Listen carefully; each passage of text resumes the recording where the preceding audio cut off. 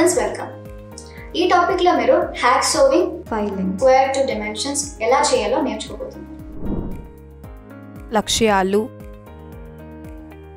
ఈ వ్యాయామం ముగింపులో మీరు వీటిని చేయగలరు. బెంచ్ వైస్ యొక్క వివిధ భాగాలను గుర్తించండి. బెంచ్ వైస్ ఎలా ఉపయోగించాలి, హ్యాక్ సోయింగ్ పద్ధతిని వివరించండి. స్క్వేర్నెస్ మరియు డైమెన్షన్ ఎడ్జెస్ని నిర్వహించడానికి ఫైల్ చేయడం. ఇప్పుడు hack sawing square to dimensions filing చేయడానికి అవసరమైన సాధనాలు మరియు పరికరాలను చూద్దాం. Marking media, steel ruler, scriber, prick punch or dot punch, ball peen hammer, flat file, bench vise, hacksaw, tri-square, personal protective equipment PPE. ఇప్పుడు ప్రీ వెల్డింగ్ యొక్క తయారీ విధానాన్ని చూద్దాం. రూలర్ని ఉపయోగించి 75 mm లెంత్ మరియు 75 mm బ్రెడ్త్ ఉన్న ముందుగా తయారు చేసిన పరిమాణాన్ని తనిఖీ చేయండి. మార్కింగ్ మెటీరియల్స్ 82 mm ఉపయోగించండి. సైడ్ బి మార్కును నిర్వహించండి. అదేవిధంగా ఈ మార్క్ 82 mm గుర్తుపెట్టండి. మార్క్ చేసిన లైన్ను పంచ్ చేయండి. మార్క్ చేసిన లైన్ నుండి 10 mm దూరంలో బెంచ్ వైస్ కీపింగ్లో జాబ్ని పట్టుకోండి. హ్యాక్ సాయింగ్ను ప్రారంభించడానికి లైన్లో నాచ్ను తయారు చేయండి. గుర్తించబడిన రేఖ వెంట కత్తిరించండి. అదేవిధంగా ఇతర వైపు కట్ చేయండి. ఫార్వర్డ్ స్ట్రోక్లో ఒత్తిడిని వర్తింపజేయండి. రిటర్న్ స్ట్రోక్లో ఒత్తిడిని విడుదల చేయండి. సాయింగ్ సమయంలో బ్లేడ్ యొక్క పూర్తి పొడవు ఉపయోగించండి. వ్రేలాడదీయబడిన ముగింపు వైపు కత్తిరింపును అనుమతించడానికి జాబ్ని బిగించండి. సాయింగ్ కోసం క్రాస్ సెక్షన్ ప్రకారం కత్తిరించే జాబ్ని బిగించండి. జాబ్ని వీలైనంత వరకు ఫ్లాట్గా లేదా వీలైనంత పొడవుగా పట్టుకోండి. తద్వారా అది అంచు కంటే కత్తిరించబడుతుంది. టిల్టింగ్ మరియు జాబ్ మారకుండా ఉండడానికి జాస్ను గట్టిగా బిగించండి.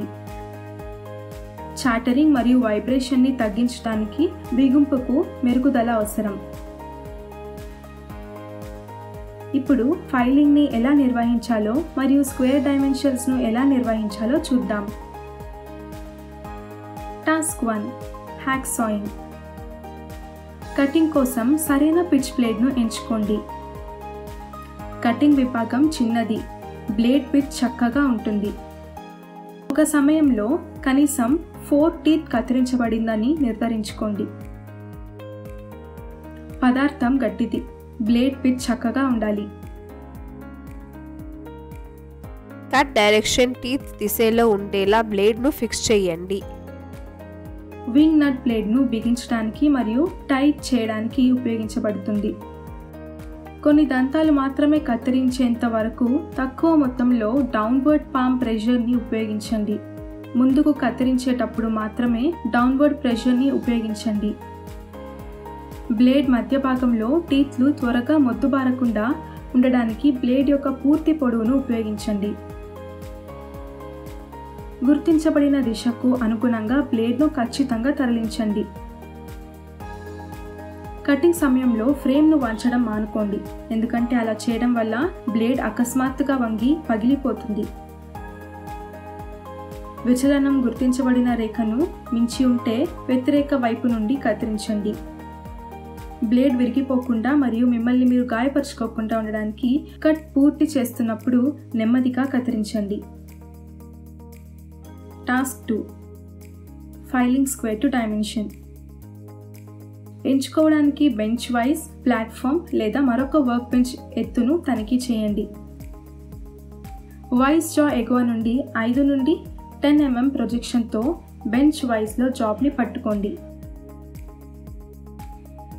ఎంచుకోండి వేరియస్ గ్రేడ్స్ ఫైల్స్ మరియు దాని ప్రకారం పొడవు, జాబ్ యొక్క పరిమాణం, తొలగించాల్సిన మెటల్ పరిమాణం, జాబ్ యొక్క మెటీరియల్. ఫైల్ హ్యాండిల్ గట్టిగా సరిపోతుందని ధృవీకరించండి. మీ కుడి చేతి అరచేతిని ఉపయోగించి ఫైల్స్ హ్యాండిల్ను పట్టుకుని ఫైల్ను ముందుకు నొక్కండి. తీసివేయవలసిన మెటల్ పరిమాణం ప్రకారం ఫైల్ యొక్క కోణను పట్టుకోండి. హెవీ ఫైలింగ్ కోసం లైట్ ఫైలింగ్ కోసం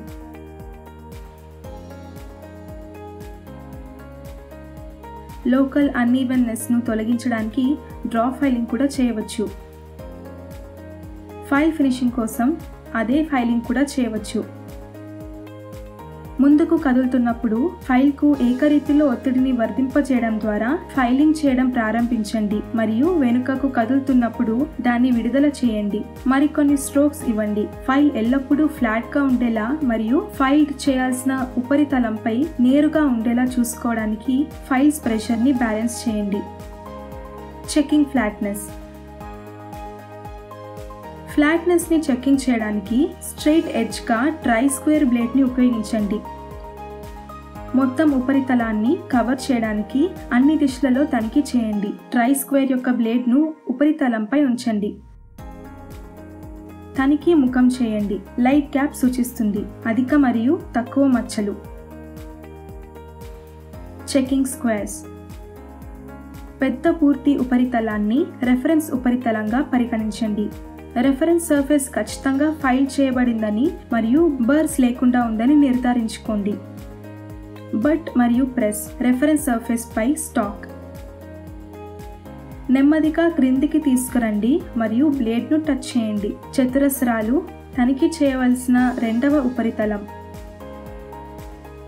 లైట్ గ్యాప్ అధిక మరియు తక్కువ మచ్చలను సూచిస్తుంది.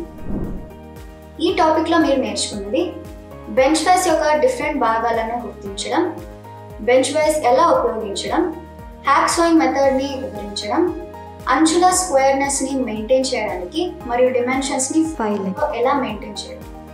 Thank you students. నెక్స్ట్ క్లాస్లో కలుద్దాం.